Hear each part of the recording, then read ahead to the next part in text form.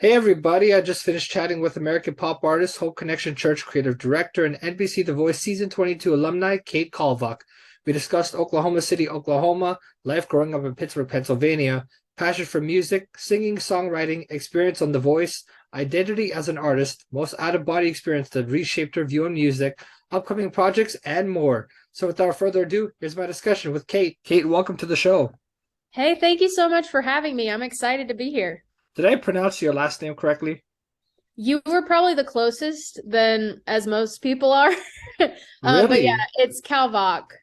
Oh. Yeah, but you were much better than a lot of people. Like nobody knows how to pronounce it, so. Yeah, that's really cool. Because I was talking to this guy who does he's a Elvis tribute artist, and Oh, he cool. changed his original name was Stephen Michael Kabakos, and I says, "Is that your correct pronunciation of your last name?" And he says that nobody else has gotten it correctly, and so he had to change his name. So he decided to make it from Stephen Michael Kabakos to just Steve Michaels, right? So. I was like, that's interesting. And then obviously the Marylands, I was listening to their interview, and then they had their last names, which is Stanishevsky, Oh, um, I didn't even know that about them. right? Stanishevsky. And it's really cool because it's a Polish type of name. So yeah. So let's I want to start with talking about your birthplace, Oklahoma City, Oklahoma. What do you enjoy most about that place? Well, I do have to say I actually wasn't born here. I moved here like in the middle of my senior year of high school.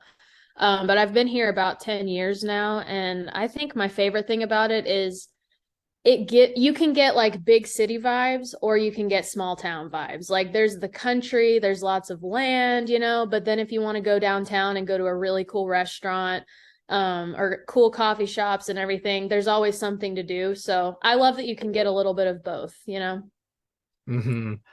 But then you were raised in Pittsburgh, Pennsylvania, is that correct? Yeah. So can you talk more about Pittsburgh as a whole and just what the lifestyle is there? I feel like Pittsburgh is kind of slow for big city standards. Like, it doesn't give like New York City vibes or anything like that, but it also has just beautiful history and buildings and I don't know. I loved growing up there. It's a big sports town, but I'm not really into sports. So I always would we would wear the Steelers jerseys and go to Pittsburgh Pirates games, and my parents loved going to the Penguins hockey games and stuff. So Yeah, that's really cool. And as a hockey fan myself, not a big fan of the Penguins. Because I live here in Toronto, Canada, so we're Oh, Leaf really? fans. We're Leaf Okay. fans here. Yeah, Okay.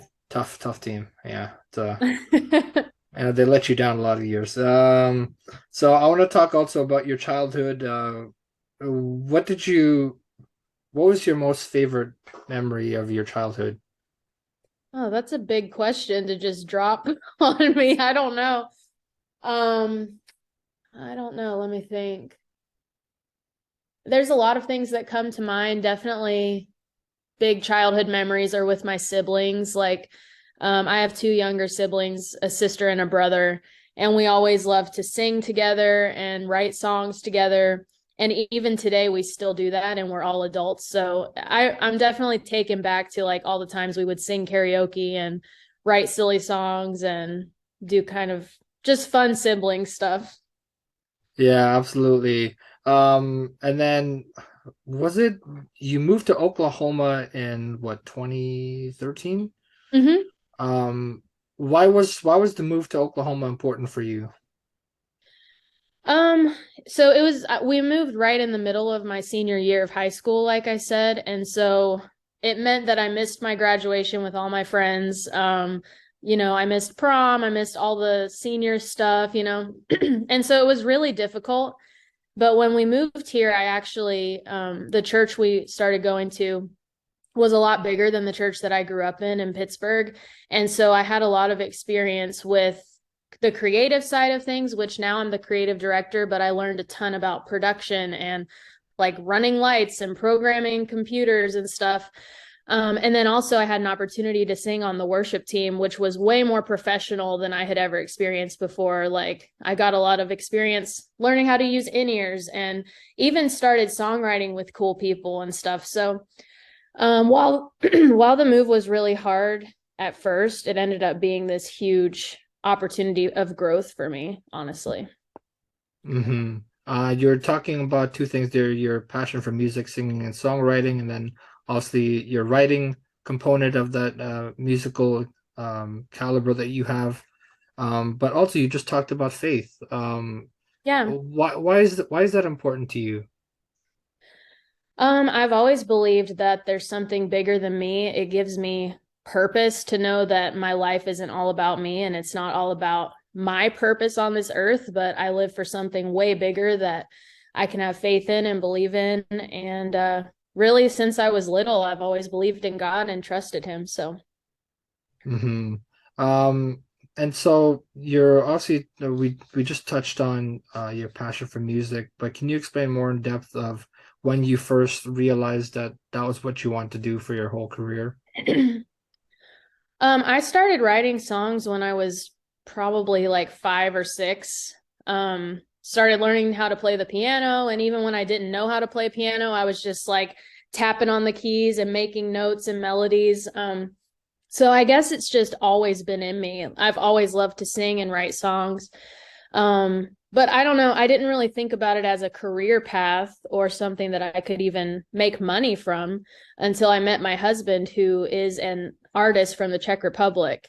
And when I met him, he was like in the middle of his big parts of his career. He was on the radio, he was touring. And so I saw what he did and he built himself up from the ground, you know? And so I was like, oh, we can actually do this. And now we partner together. And he's been super encouraging for me, just like making my dreams become a reality.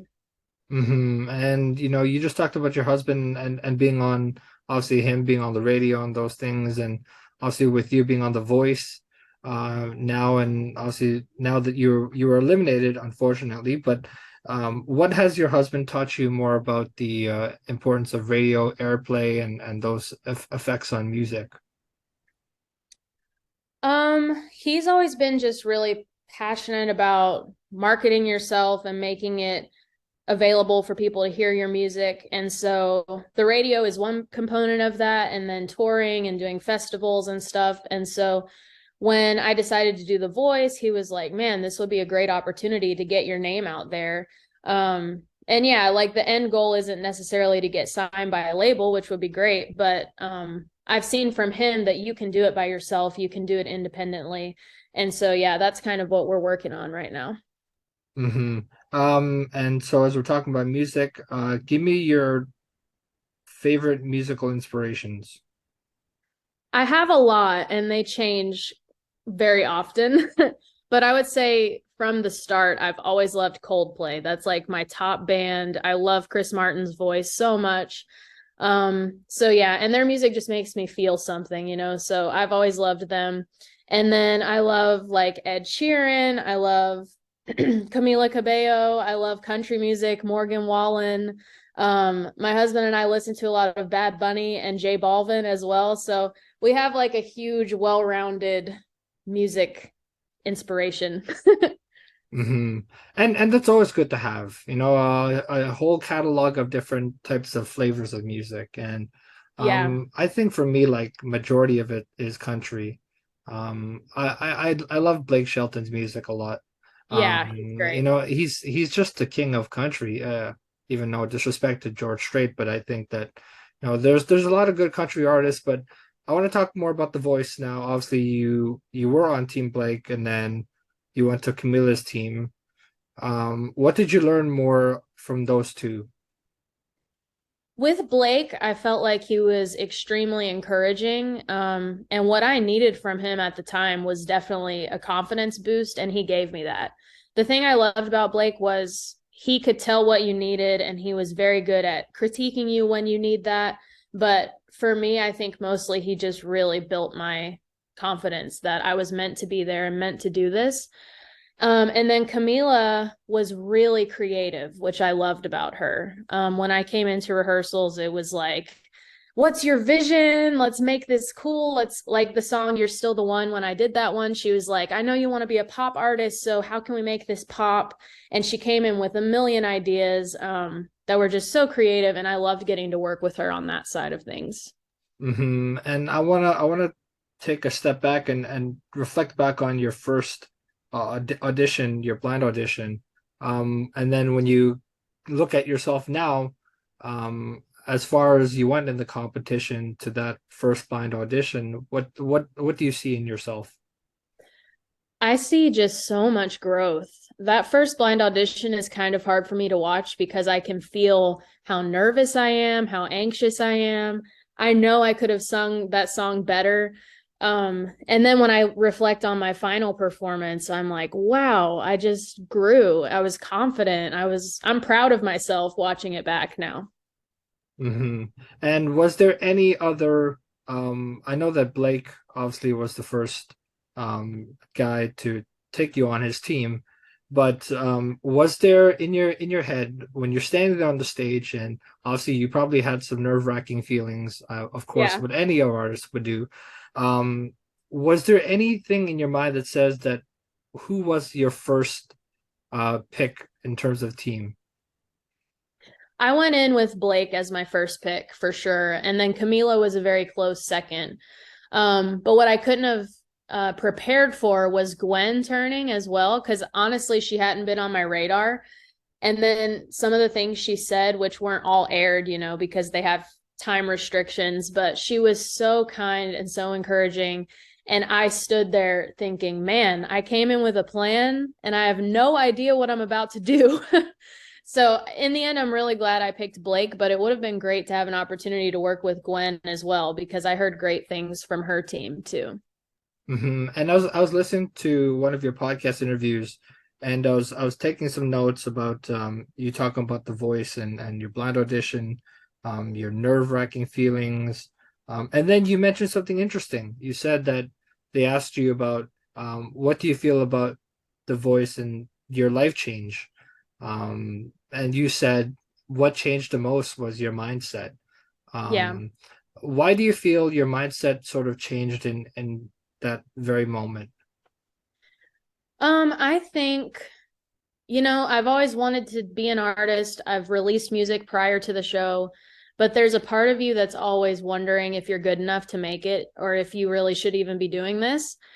And making it on The Voice and even progressing as far as I did and hearing feedback from these icons in the industry, you can't help but feel like, okay, I'm meant for this. Okay, I can do this. And so leaving the show, I just felt this like, I guess boost is the only word I can think of. I just felt like I came back with a whole new perspective and a whole new determination of I am going to make music because I'm meant to do it.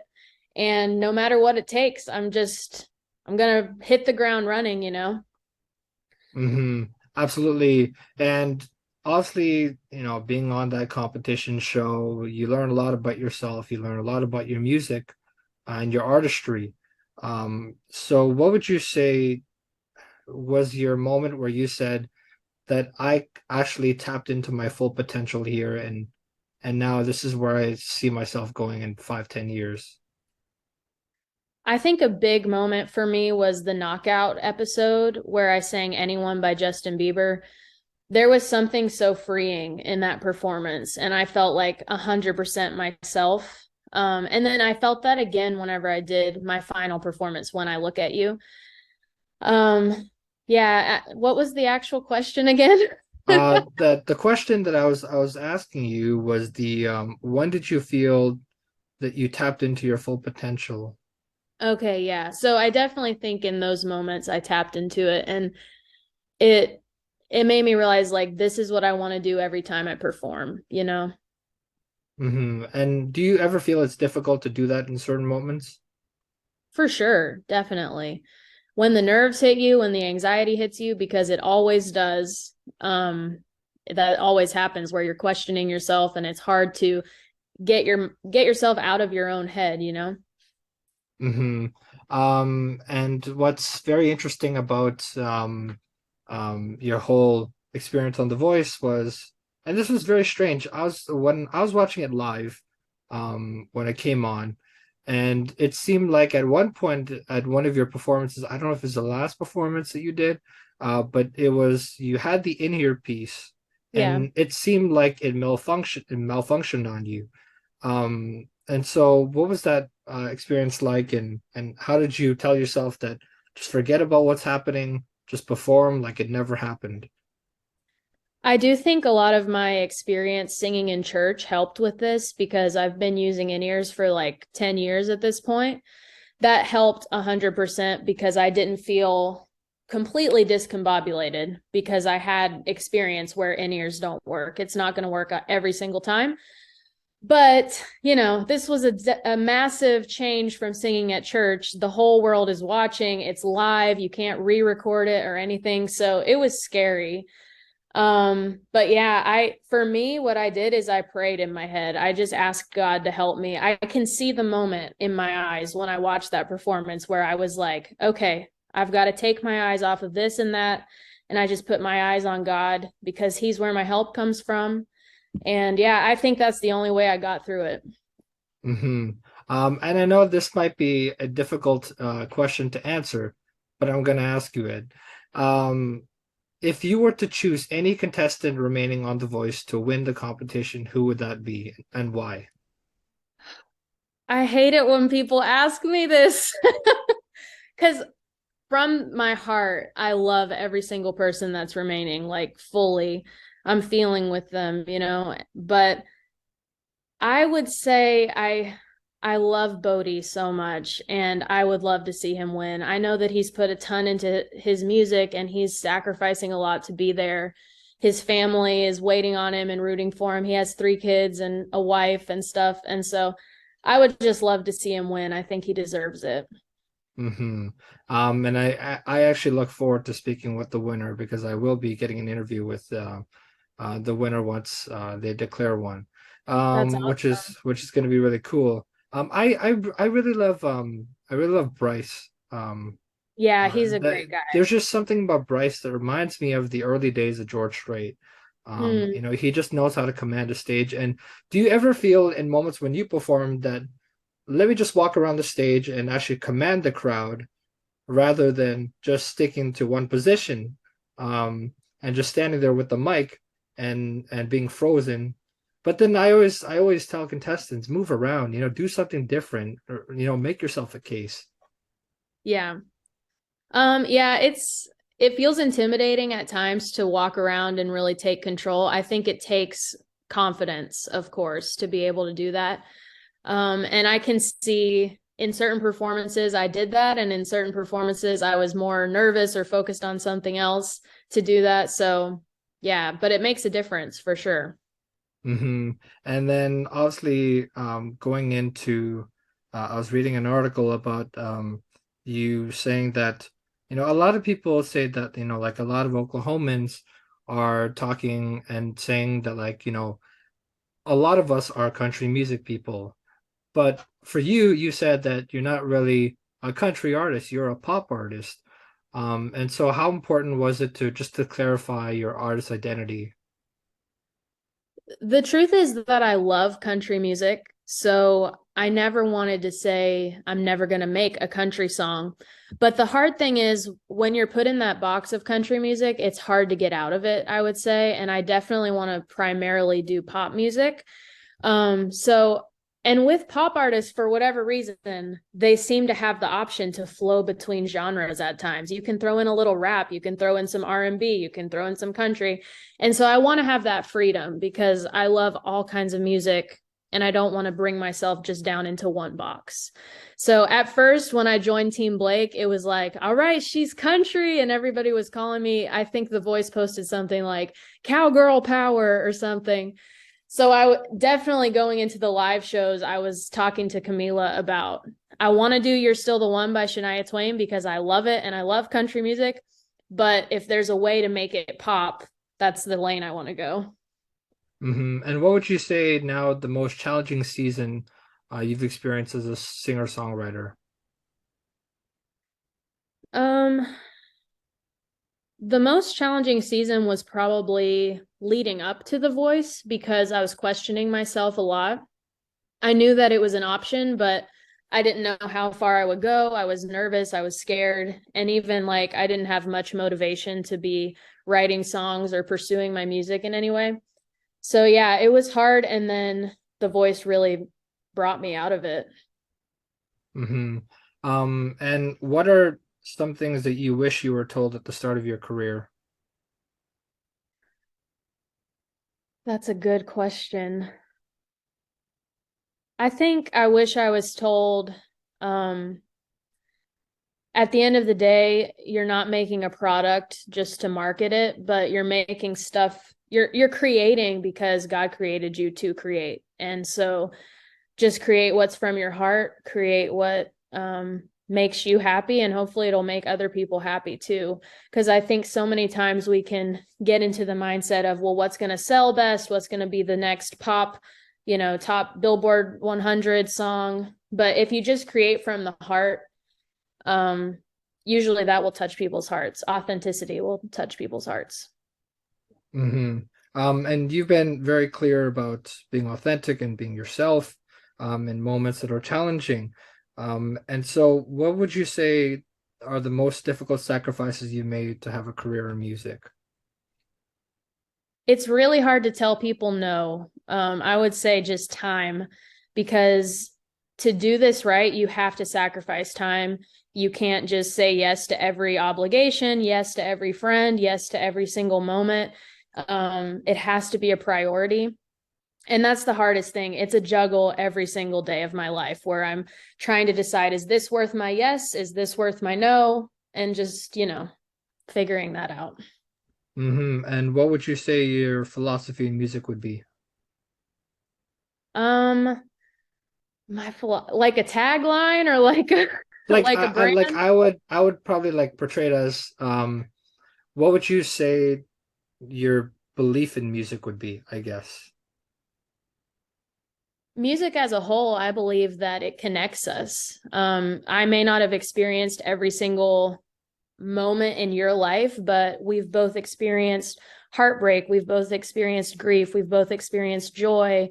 And so music is a way to kind of bridge the gap between people who might never meet. But we're able to relate. Mm-hmm. And what would you say the most out of body experience that reshaped your view on music?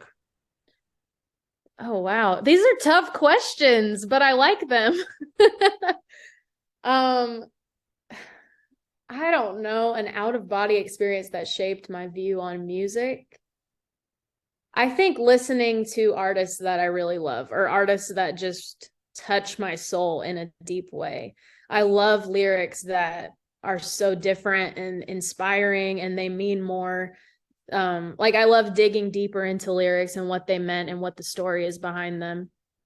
I Mm-hmm. guess that's it. And who would those artists be that you were just describing? Coldplay. I love Lennon, Stella. Um, Even some greats like I love Mariah Carey and Shania Twain, Martina McBride. I don't know. There's a lot on that list. Yeah, of course. And I don't know. I think that like there are difficult questions that I will ask people. Um, but at the same time, I watch a lot of TikToks, and there's this TikTok page that is called Achieve You.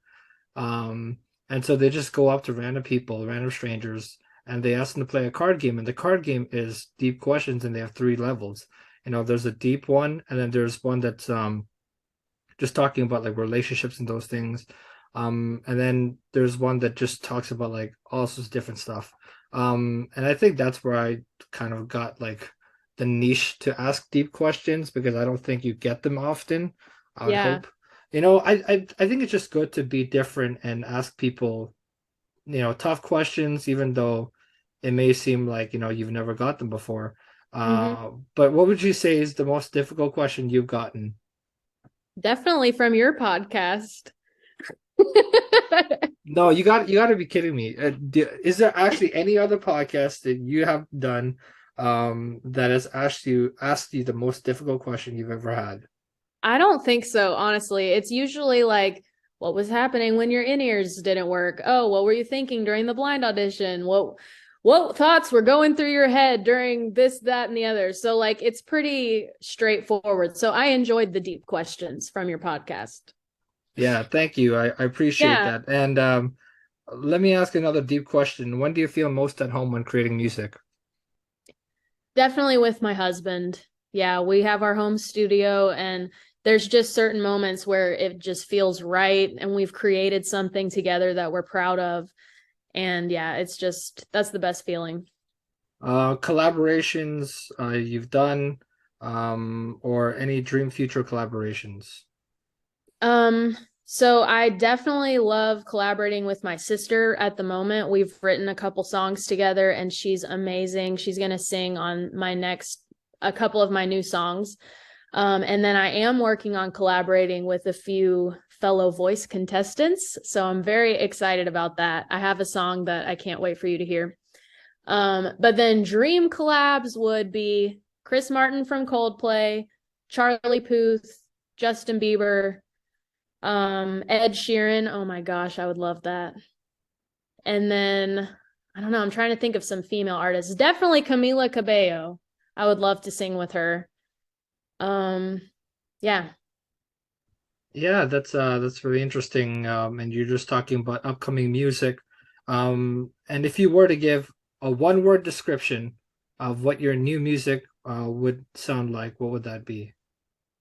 Would sound like um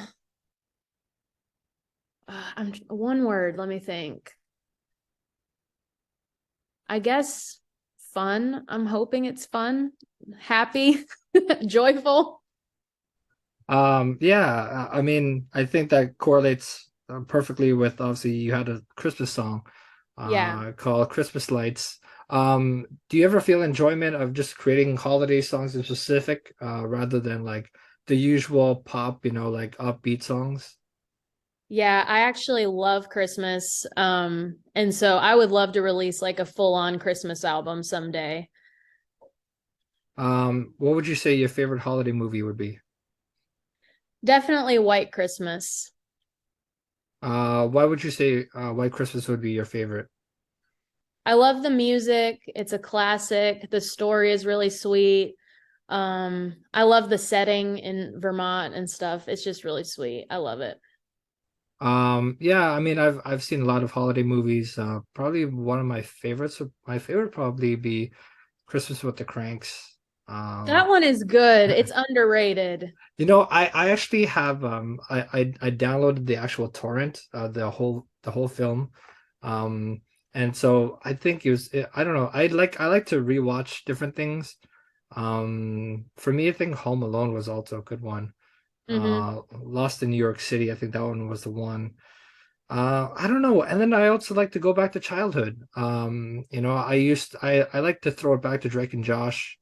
Mm. Um, I like to go back to Victorious and iCarly days. Oh yeah, I've been rewatching all of that too. I have you actually? Yeah, I while I was in LA, I rewatched all of those shows because they were on Netflix.